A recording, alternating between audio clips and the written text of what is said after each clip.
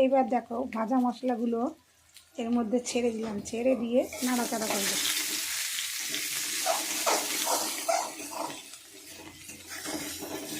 এটা কিন্তু ভাজা মশলা, এটা অন্য স্টাইলের রান্না, এরকম সচরাচর আমি করি না।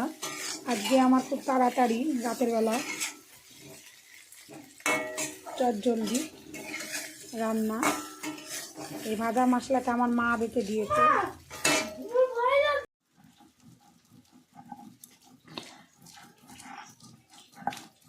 জিরে, পেঁয়াজ,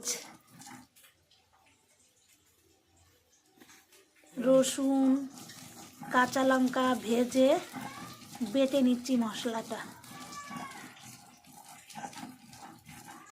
হ্যালো গাইস, দেখো ডিম আলু প্রথমে ভেজে নিচ্ছি।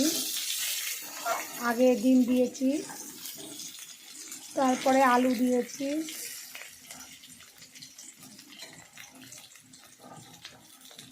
দিলাম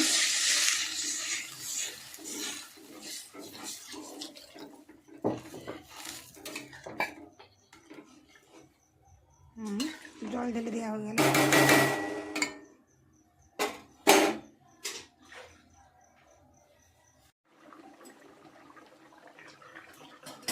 এরপর আমার তরকারিটা রান্না হয়ে গেল।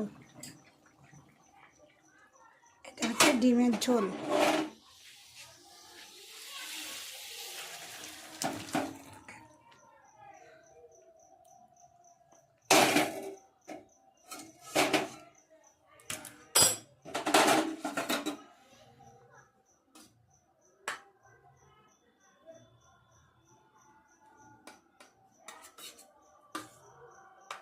প্লেন পাতলা আলু দিয়ে ডিম দিয়ে ঝোল।